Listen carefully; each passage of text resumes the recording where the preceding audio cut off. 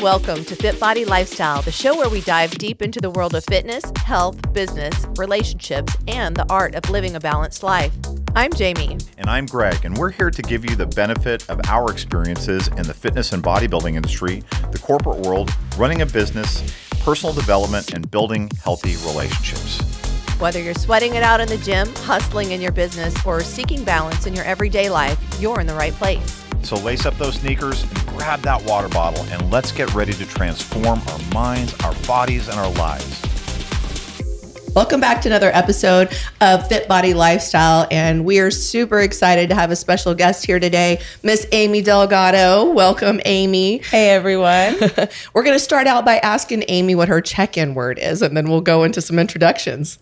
I'm excited. Awesome. I'm really excited.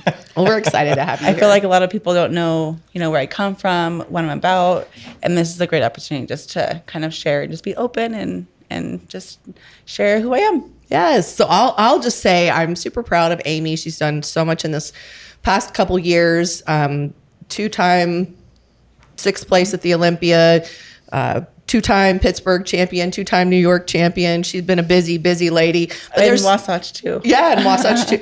And there's so much behind the scenes. So really what we wanted to do is delve into that a little bit. So first of all, just tell a little bit about who you are, and then we'll kind of start to go through your history. Of course. Well, first of all, I'm a competitor. You guys know I'm on the stage and an IFBB bikini pro, but most importantly, I'm a mother, and that's my main role throughout my life. Mom, I'm a wife as well. My husband, Christian, if you guys see me, you see him. We're always together. I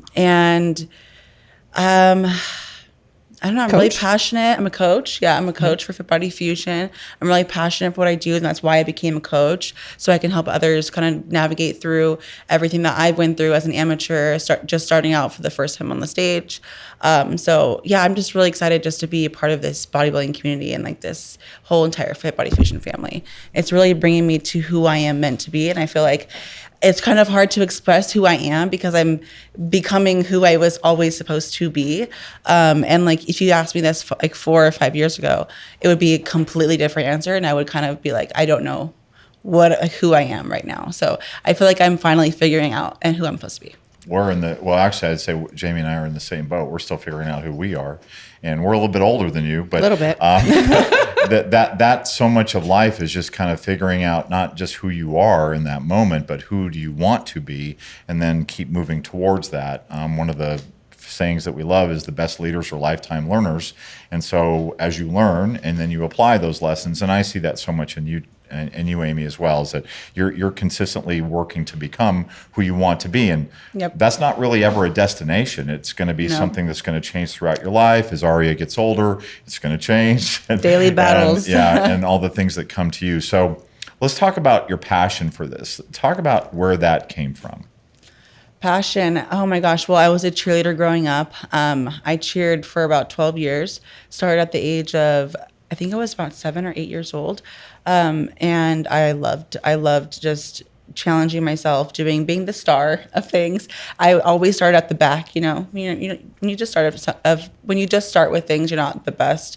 So I started at the back, but then I said, I want to be number one. I want to be point flyer. I want to be in the front for the jump. So I made sure I took those steps, and that's what taught me how to be who I am today as an athlete. And I feel like that's who I am. And I feel like that's why I was struggling so much in the past to figure out who I am, what I'm good at. So my passion is being an athlete. So I want to walk through the history. So start us a little bit. Tell us a little bit about how did you find bodybuilding? What was going on in your life? Like, where did this whole new career, where did it stem from? Oh my gosh. So I'm a firm believer in God, and I feel like God is just saying this is who you're meant to be. He's like, he kind of put things in my lap and said, what are you going to do with it? So fast forward, go back about 4.5 years. I had just become 5.5 years. I just became a new mom, and I had just moved to Las Vegas in 2019, and I I was very depressed. I was not going down a right path because I didn't know what I was meant to be. Like I didn't know what I was good at because I don't know. Growing up was just very hard. Oh my God. Well, you're doing fine, You're doing Aimee. good. This is when you're digging into your past. There is a part of it that's always going to spark some emotion, and part of what we are in FitBody Lifestyle is being real. This is a conversation, so this is not an interview. So take your time and tell us whatever's coming to your heart. Yeah, emotions. That's definitely a lot of what I'm feeling right now. So because it's a lot what I went through to get to where I am today, and you guys know. But how I was as a person before I found bodybuilding, I was really struggling just to be a normal person. I was depressed. I was on medication because I was so depressed, and I just didn't feel like I was where I was supposed to be. And then so one day, my husband, my wonderful husband, he was like trying to drag me to all these things to say, Aimee, you can do this, try this, do this. And I was like, no, always fighting him. And then he's like, let's go to the Mr. Olympia, is in 2019, Fit Expo.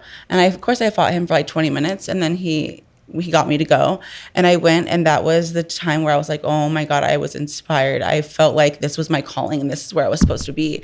And it totally flipped everything for me. It changed everything in my mental, my head, and how I felt about myself. I was like, because it translated with being an athlete. So I saw all these girls walking around with nice bodies, nice shoulders, and I was 93 pounds at this time, and I'm 5'2", so that's very, very tiny.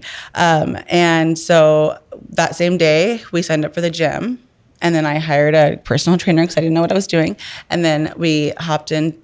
He prepped me for a show and hopped me into my first show. And I feel like that's where I was like, oh my gosh, this is something where this is where I'm meant to be. I loved it. I did really well my first show. And then that was when I decided I need a good change with coaching, and got with FitBody Fusion. But at the same time, I was still battling with a lot mentally, physically. I was going through a lot, but bodybuilding kind of saved me in a way. I can very much relate to that. And I think a lot of us in the bodybuilding world can relate to finding this passion that is so much more for us than just a job or a hobby or, these things, but something that actually, has pulled us out of a dark place, a place where, maybe we, didn't know who we were, or we were going through a hard time, so I love that you shared that. I think that a lot of people can really relate to that. Yeah. And certainly I know I can definitely relate to it. And, I think it's really cool that, Christian drug you out and put you in that environment so you got inspired. It was crazy how it happened, because nothing made me nothing sparked me, nothing will interest me. And but I also, when it comes to me and education, that's where I kind of have a lot of insecurities and doubts. And I feel like I can't do certain things, but that's just my own belief in my head. So that held me back a lot. But when being an athlete, I trusted my body. I didn't really trust my own thinking and whatnot. So I think that's where it kind of had me, where I felt more confident. And that's just from cheerleading all those years and being successful in cheer. And that's where I felt comfortable.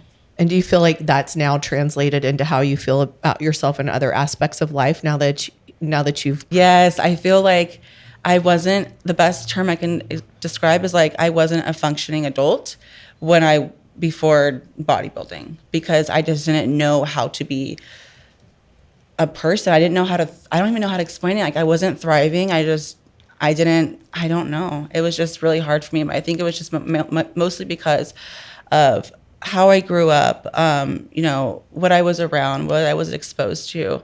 And it just made me turn to alcohol a lot. And I didn't touch on this, but I was really a heavy drinker.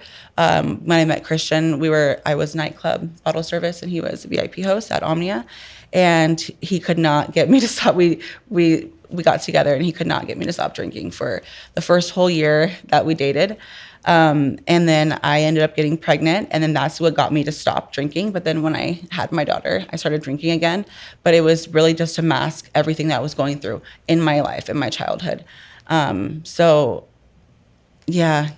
was just not a functioning adult, and it wasn't healthy. I was just kind of taking the path that every single one of my siblings, my aunts, my uncles, my sisters, brothers, that they took. And because that's all I knew, that's all I thought was meant for me in a way. I didn't even know you can own your own business. I didn't even know about taxes. That's like, those types of things. And it's just a lack of education. And I didn't really have the guidance, when I left home, I just said, peace out. And I left, and I took all my stuff, and I was on my own, and I didn't ask for any help, any guidance. And so I think that's where I was just kind of thinking like, my family does all these things, therefore I'm going to go do these things. And it was not healthy. Well, then that's interesting you say that, Aimee, because I don't think it's a lack of education. I think it's a lack of experience. Because we've been around you enough, and we know that, like, from an educational point of view, you want to learn. You have a learner's mindset. Mm-hmm. But if the environment that you're in is one that doesn't foster different experiences, then you're going to be limited to the experiences that you have. Yeah. And that's what I think was affecting you, and that's just my perspective, but and it's just a word difference. Right. But just being around you, I just know that a lot of what you have gone through just reflects that. There's a story from the owner of the Sacramento Kings years ago, and I just remember hearing his interview, and he talked about he was a mathematician. He knew nothing about basketball, and his daughter asked him to coach her high school team. And so he said, okay. And he had never picked up a basketball, knew nothing about basketball, hadn't even watched basketball, but he was a mathematician. So he applied what he knew and applied math to this. And so they employed a different strategy in their defense that ultimately proved to be successful. And this sparked his passion for basketball. And so he ended up years later buying the Sacramento Kings. And he said something which is, not knowing how to do something should never be an impediment for doing it. And when you talk about your history, that's what comes to my mind. Is that, it wasn't a question of not knowing how to do something. It wasn't a question of, you just had to find something that fit, that made you want to lean into that. And so you knew what you knew, which was being an athlete, and then but it's hard to find a fit for that. Unless you're a professional athlete, which you are now, but you had to find the right fit for that. Yes. Being a professional cheerleader is a thing, but it's also, that probably wasn't something that really spoke to you in the way that this does. So, and that's let's go back to the expo, the Olympia Expo, okay? Because I want you to take us back to that moment of walking through. Was it the whole thing? Was there something specific that you looked at? Was it people that you meet? Was it the whole thing? Was there one thing that really stood out to you as really? Yeah, there was two people, and Christian can remember one of them. She's a fighter. Her name's Paige Van Zandt. Yep. Paige Van Zandt. UFC fighter. I met her in person, and I was like, you are so badass, and I really love your muscles and your shoulders. And I was 93 pounds. I was a stick. I was literally straight up and down. And so I was like, I want to look like you. And then I also got to meet Natalie Eva Marie. And that's where I was like, these girls, I want to be like them. And then that's when we left that same day, got a gym membership. And then I realized I didn't know what I was doing. So we hired a coach, and he happened to be a bikini coach. It's so cool, your history, and I feel like you and I align so much. I think that's why we've connected on such a deep level. But the background in the self-medicating, dealing with, the childhood stuff, and then finding something, finding bodybuilding, finding this opportunity to feel strong. Yeah. I feel like that's part of the lifesaver, is like, you're looking at these women that look strong and are strong, and you're like, I want more of confident. Yes. And you're like, I want more of that. Mm-hmm. Yeah, 100%. That's how I truly felt whenever I left that day. I was like, I'm going to the gym, and this is what I got to do to look like them. And that is really about my self-confidence too, because all the decisions I was making day after day was just putting me straight into the ground. And so I'm like, okay, I have to reevaluate how I feel about myself, how I look about myself, and that's going to come from doing what I think is going to, what I truly want. And that was to be an athlete deep down inside without really knowing it.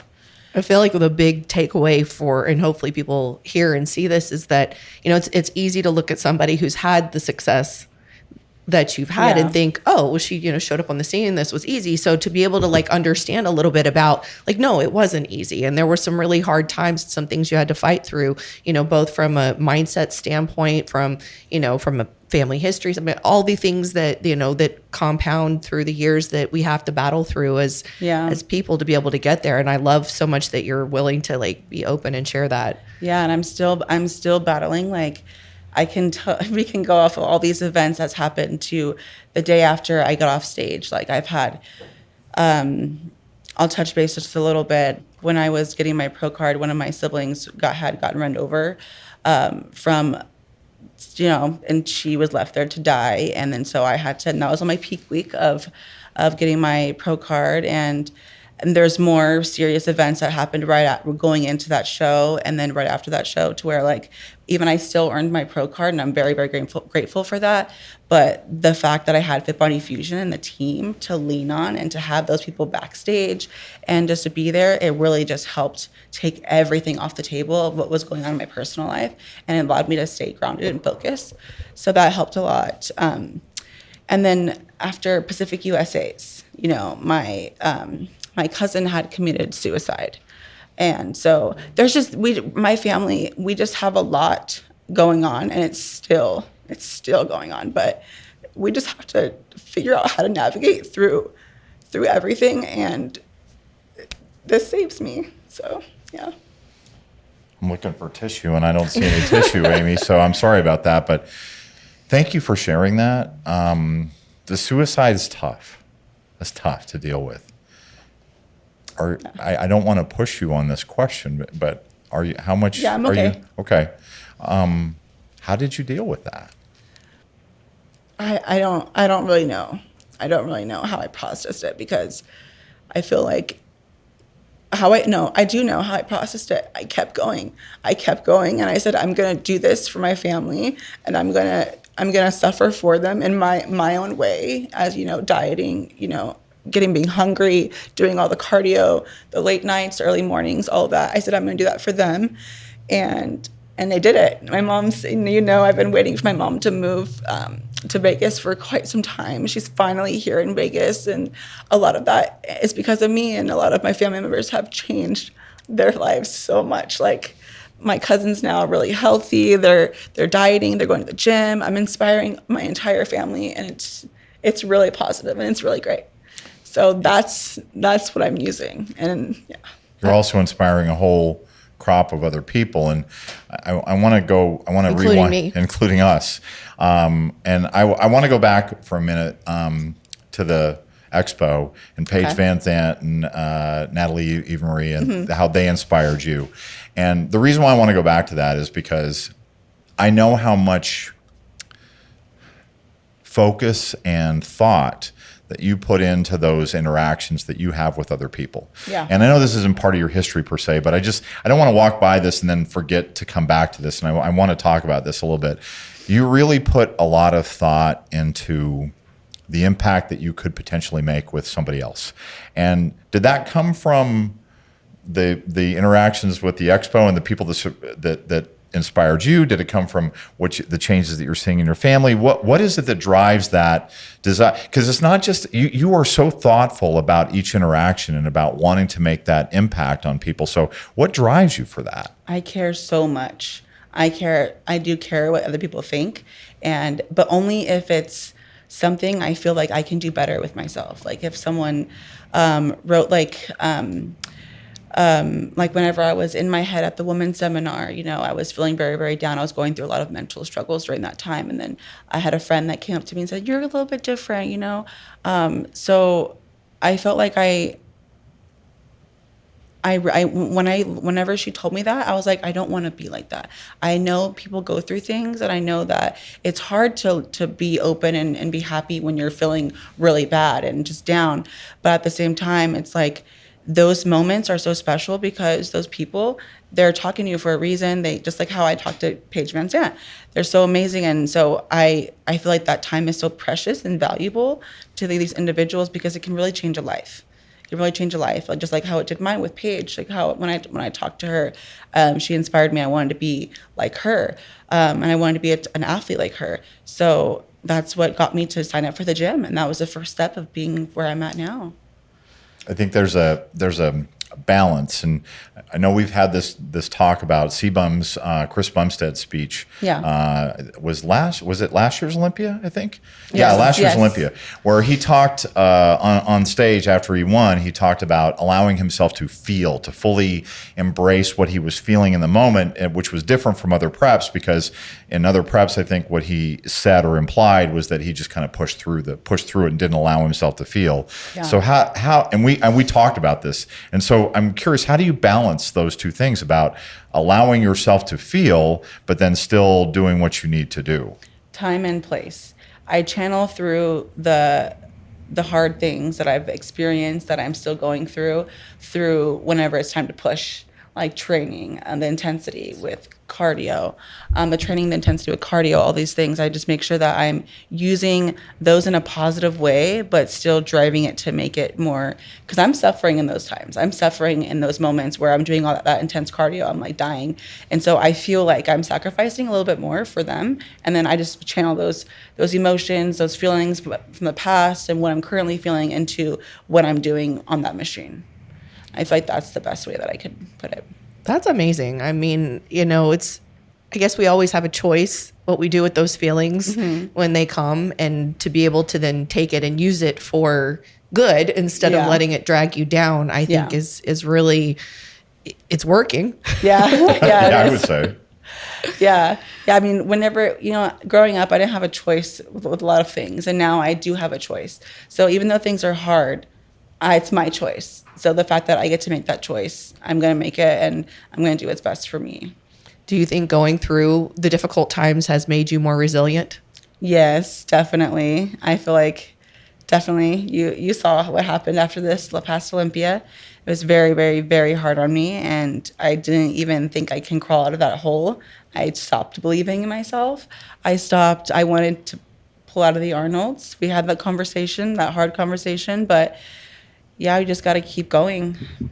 Really. Let's set the stage for that Olympia just a little bit, because Jumping forward. What's that? What'd you say? We're jumping forward. We are That's jumping, okay. well, and that's fine. You're right. Well, no, we'll come back to it. We'll get to it eventually. So go ahead. No, go for it. Go. No, because I kind of wanted to stay further back, because we have so many things I want to talk about that are more present day for sure. Yeah. But one of the things I did want to delve into a little bit is like your Native American background, because I know for you that's really important to you to represent, and then also to be able to inspire more health on that side of things. So I definitely wanted to kind of delve into that a little bit too. Yeah. So what's awesome is we are in Arizona right now, and my tribe is out here in Arizona. It's called Salt River Pima Maricopa Indian Community. And our reservation is out here in Scottsdale, Arizona.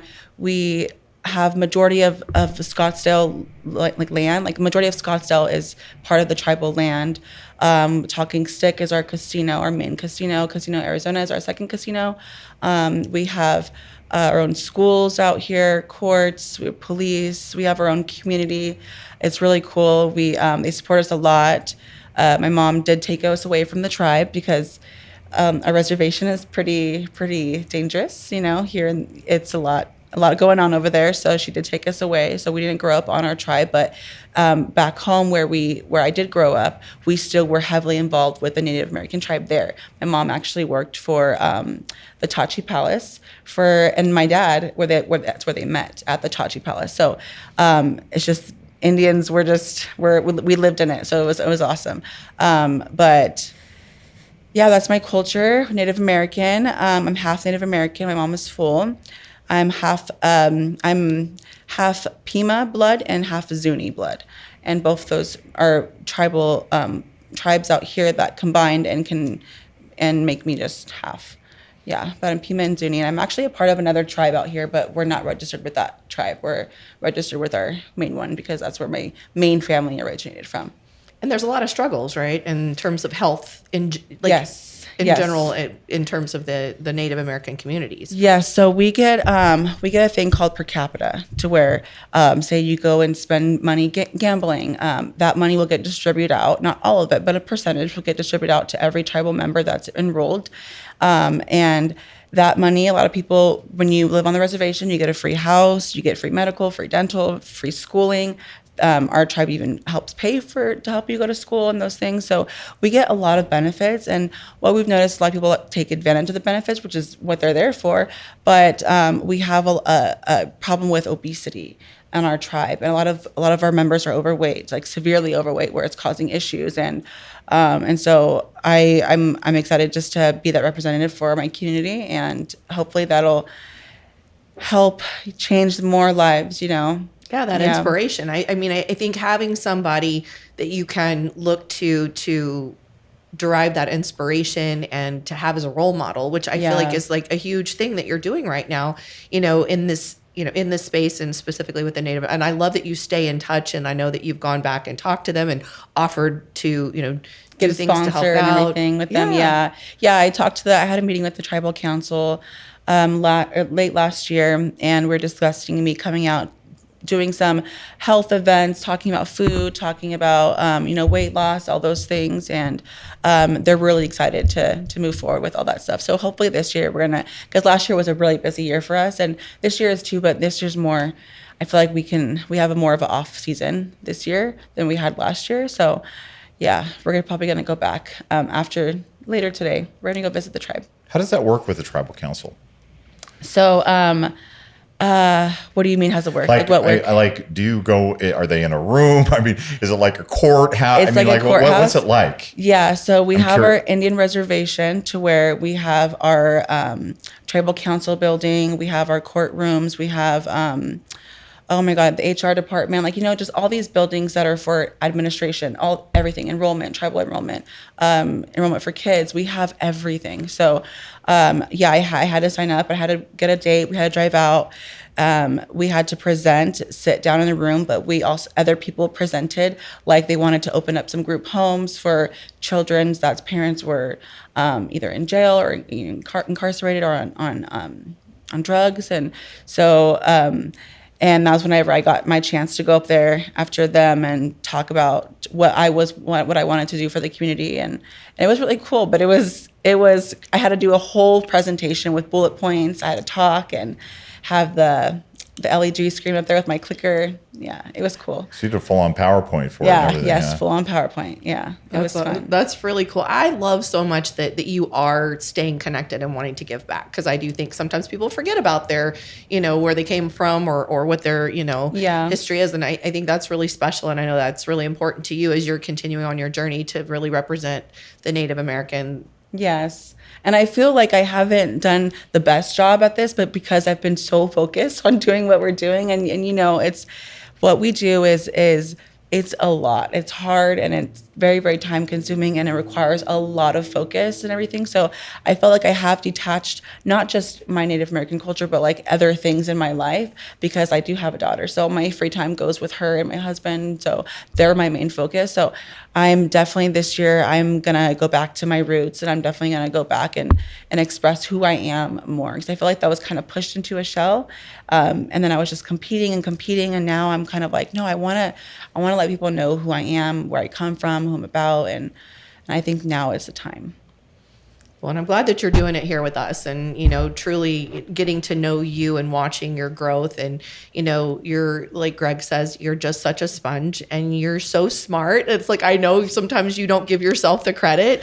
And I see that with you sometimes. Yeah. And it's kind of that story we tell ourselves sometimes, and you don't know what you don't know until you learn it. So, being willing to ask the questions, being willing to, constantly, evolve and learn and grow, and not, to me, like, I think the people that I see that don't grow are the ones that are afraid to ask the questions because they don't want to seem like they don't know something, and that's one of the things I've really admired so much, is that, since day one that we've been together, it's like a constant, like, okay, how do I get even just a tiny bit better? How do I do it? And it could be just the smallest thing, but you want to understand. The smallest thing. Yeah. I feel like I've changed. Like, I don't even know if a person can change that much in 1 year, but I feel like I've evolved. Like, I'm not even the same person as I was last year, but better. Like, it's just, I'm learning so much, but I feel like I was just holding my own self back because I was just, I don't know, I was just going through a tough time in life, and I could not get out of it until I found something that I had passion for and loved, and there was nothing out there besides being an athlete, and it was really hard for me to figure that out. So so let's kind of jump forward from where we were a little bit. You turned pro very quickly. So it was your second national show, correct? Mm-hmm. Yeah. Yeah. So what was that like? I mean, I know you talked a little bit about some of the adversity that you were going through at that time, but like, I know at the time you really didn't understand even like the significance of what had happened. So like, what was that like, and kind of how did you start to figure it out? And I was freaking huge. like, me? What? No, because I thought I already lost at the overall because I was so tiny. But going in to get my pro card, I didn't know what Olympia was. I didn't know who Miss Olympia was or if that was even a thing. But I knew that all I did was focus on myself, and I didn't care or even do research about anything else because I didn't even know that was a thing, you know? So, I did my first show. I loved it. I won, not true novice, and open. No, I did not win the open. I got second open. And that didn't sit well with me because I did win the true novice and novice. So I was like, why didn't I get this one? So I was like, hey, it's time for a change. I need to hire some good coaches, got FitBody Fusion. And then when I went to my first show was in San Antonio, and you were there too. And we won that class. And I was like, this is so much fun. I want to keep going. We went to Universe. I got fifth. I remember, but that was a terrible time for me because I had a terrible tan, terrible makeup, hair.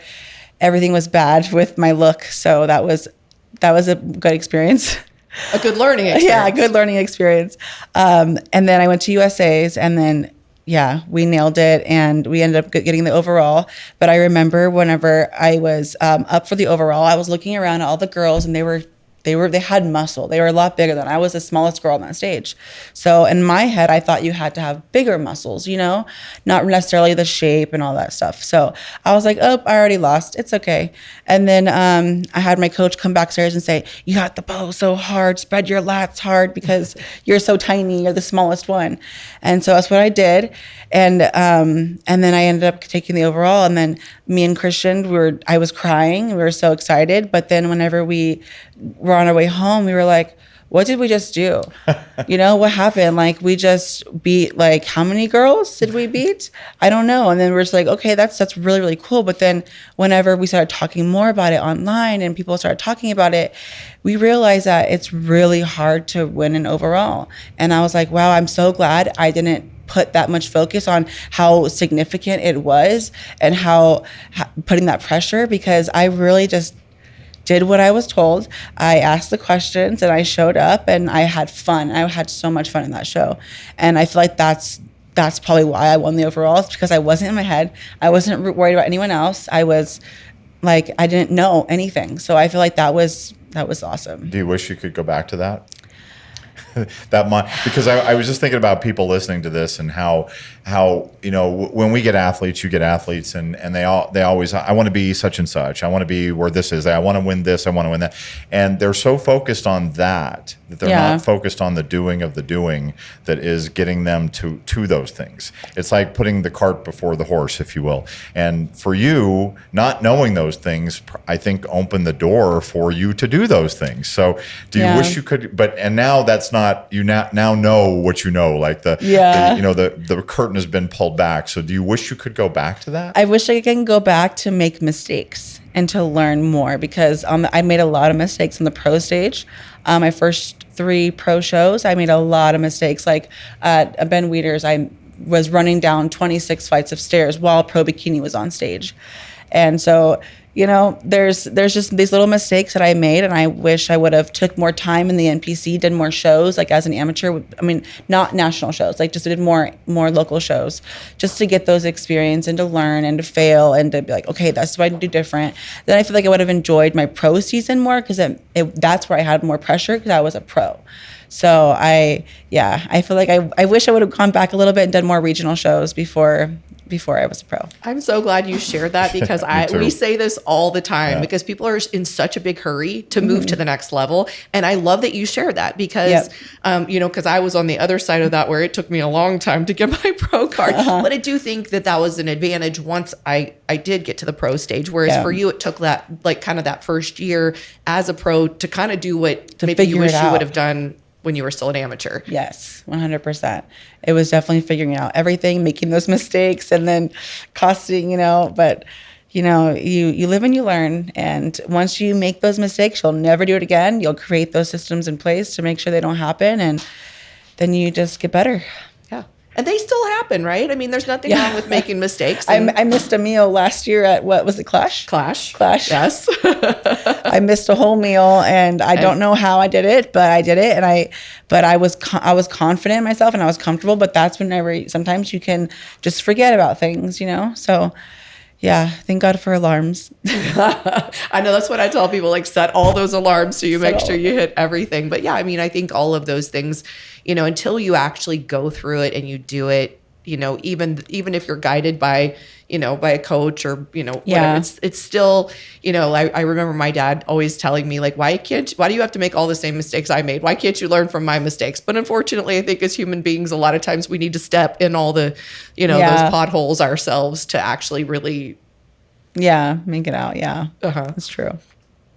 So as we were thinking about that, I was thinking about how you definitely have a learner's mindset with all this stuff. And so I could see why you wanted to go back. I was thinking about last year, Legions, and just how you had a new experience at a show that you hadn't experienced before, which was the appearance of your cycle. Mm-hmm. And I remember you walking into our room and saying, okay, I'm on my cycle. And your approach to that was so growth mindset oriented, meaning that you just said, okay, well, this is just going to give me another experience from which I can learn and then apply going forward.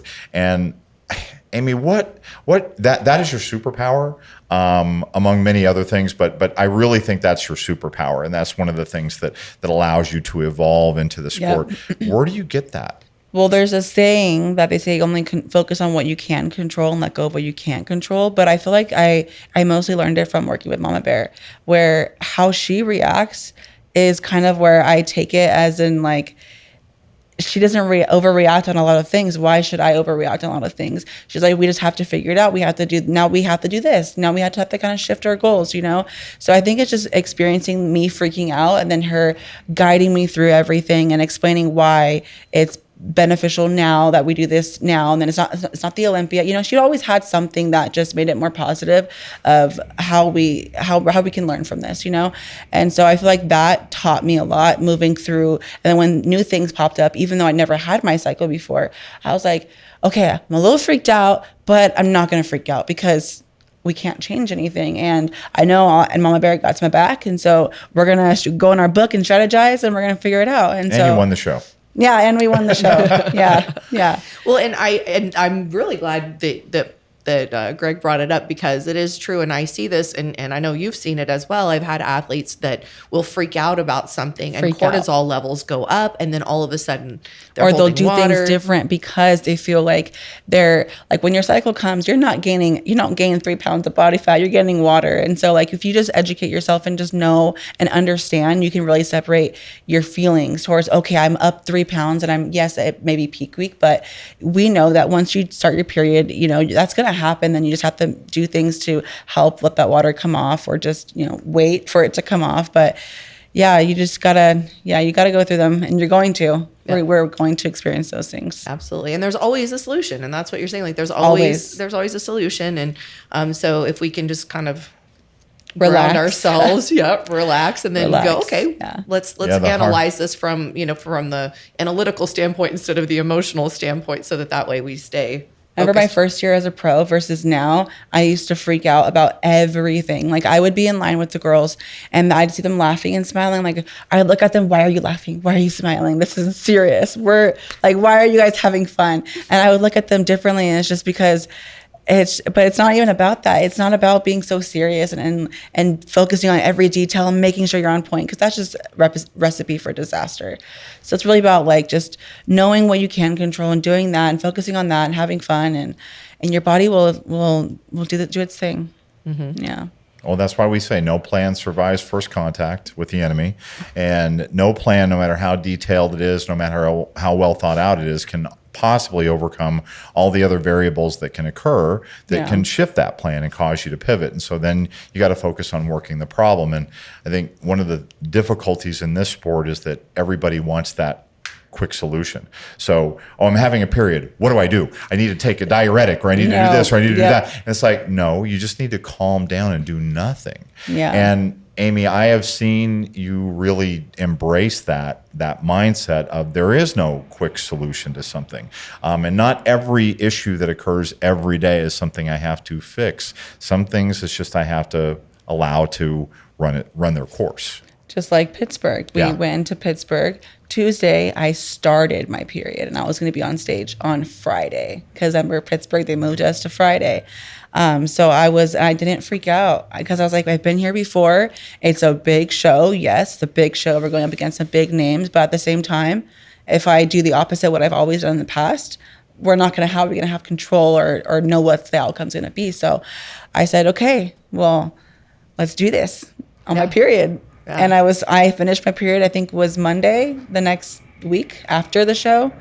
So that was amazing just to go through those experiences and to not freak out, it doesn't ruin the time. Yeah, absolutely. And I'm actually glad we're talking about, of course on, this show, we talk about everything, but having a menstrual cycle is something that can, first of all, be an indicator of good health, which is something that's great for us to talk about, and how we monitor your blood work and make sure that, your health is number one and always optimized. So the fact that you're getting your cycle every month, ever since Legions of 2023, I've gotten my period every single month, no matter if I'm in prep or out of prep. So sometimes it'll get delayed, like 10 days, which is what happened in Pittsburgh. It got delayed, and it ended up being, I was supposed to start my period like 8 days before I started that Tuesday. So it was delayed. So I thought I wasn't going to have it, but it came. So it does come. It's just timing's off a little bit, but very grateful that our blood work is very well. Joanna does a great job with us. Shout out to Hormone Logics. Yeah. Hormone Logics. Yes. Yeah. That was, Yeah. So I do think that that's really important. And then it's like, it's an inconvenience to have on show day or during peak week. And at the same time, it is, a great indicator of good health and balance and things like that. And it is normal. Some people do lose it when they get a bit leaner, some people don't, but it's been nice that, we've been able to, keep your body consistent and steady and it's more about the consistency, because my first few years of competing, I lost my cycle, I lost it completely. And then it would take 3 to 6 months, sometimes longer, to get back. So I feel like just constantly getting your blood work, constantly checking it, but also doing your part on taking your vitamin D, everything that you need to support your hormones in and out of prep, but also making sure you're taking care of your stress, your sleep, all those things. And that's what I do with this beautiful Oura ring. And it just helps, it helps everything just always be optimal, always. And I feel like now that my body has hit homeostasis at this level of leanness, because we've took in those years to really make sure to stay consistent with the hormones, with the supplements and the medication and everything, just to make sure I'm healthy. And now I'm having my cycle, even though we got like, it kind of sucks, but no, I'm healthy. And that's what matters. And that's what matters for Aria and for our family. So yeah. And I love that you brought up the basics. And we were just literally talking about this last night, is that so many times people want the quick fix. They want to know, how do I get there faster? And really, it's the nuts and bolts. It's the getting enough sleep. It's the making sure you're getting your water, making sure you're taking your supplements. And it's not just in prep. It's in off season. It's in between the shows. It's everything. And so that's why I'm constantly, we're constantly on. No matter if I'm in off season, I'm making sure I'm doing all those things for my health. So when I prep again, I'm not feeling bad, because I remember how I used to feel. It was not that fun. Yeah. Like now I feel it's different. It's very, very different with my energy, my mood, everything. And you're very in touch with it, which is super helpful too. We had a situation that happened this last prep where you reached out to me. You want to talk about a little bit about that? Because that was really just you being in touch with your body. So I called Jami and I was like, Jami, I keep farting and I can't stop. I was like, I keep farting, I can't stop farting. I was like, it's literally happening every 10 minutes. And it's not normal for you. And definitely not normal to even fart once or twice a day. That's something wrong with the digestion. So I was calling her. I was like, something is wrong, and I haven't changed anything. And then so we're trying to figure it out.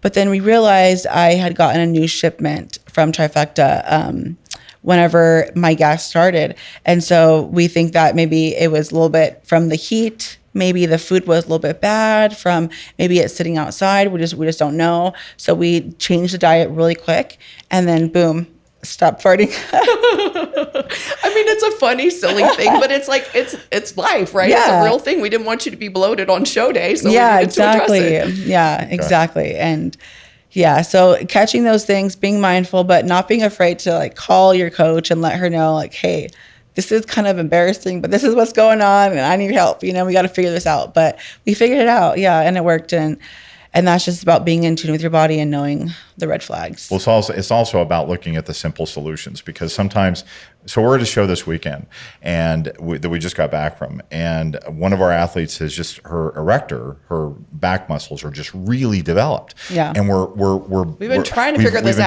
this out. So we just started asking questions. And through that question and answer process, we figured out that she carries a 50-pound wolf pack every day, all day, every day. And that backpack, and it brings back memories of time in the military where you're ruck marching a lot, and your back muscles will develop a lot with that backpack. And so it was very easy. And the funny part of it is that her mother had told her, you need to stop carrying that backpack. And so the funny part of it is that as you talk about the story, is that the simplest, there's this thing called Occam's razor, which is, in a complex scenario, the simplest solution is almost always the right solution. And so with you, it was just, hey, maybe I got some food that wasn't correct. And so we adjust that and everything clears up. In her case, this athlete this weekend, okay, you're just going to stop wearing that backpack. Yeah. Or you're going to take a crap ton out of it, because it's just funny how those solutions, because I think in this sport in particular, people are looking for that silver bullet, for that quick fix, that quick answer. And so instead of just kind of stopping and not looking at what you're going to do, but looking at what you have been doing, and to figure out, okay, what is the difference there? And what are the differences? And sometimes it can be just as subtle as, I left my food out too long, or, or I got this food source from a different provider, whatever. It's the same food, but it's not. And so just looking at those simple solutions is really kind of a game changer. Yeah, the details. And yes. Like Mama says, devil's in the details. That's it. And every time I carry a backpack, I swear, this little things stick with me. But you always tell people to not, and I've heard you say that around shows, but don't carry a backpack on one shoulder because you'll create an imbalance. And ever since that, I'm like, okay, double straps, but I don't ever carry it walking around everywhere. Yes, yeah. But those little things makes a difference. They do. Everything, the little things add up. No big thing happens without a bunch of little things that contribute to it. So, and that's the theme. So I think we're done with part one. Yes. And which means that we have so much more we want to talk to you about. So we're going to definitely do a part two. So if you liked this so far, like, comment, subscribe, leave your comments. So that's pretty standard. But there's going to be a part two with Miss Aimee. We forgot to do a review. Oh, that's right. Sorry. He's always like, what are all the things? I always forget things. But before we sign off here on this episode, give us your check out word. You came in excited. Okay, I was excited, and now I'm ready. Okay. I don't know, just ready. I like that. Love it. Ready. I like that. I feel ready because I've told people a lot about my past, and it makes me feel good. So I feel like I'm ready to continue taking on my journey. And you'll tell them a little bit more in part two. Yeah? Yeah.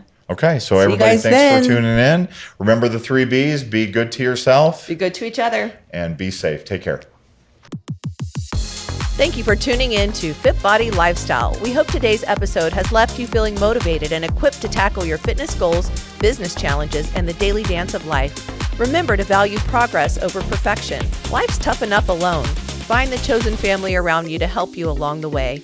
If you enjoyed today's episode, we'd really appreciate it if you would subscribe and leave us a review on your favorite streaming platform.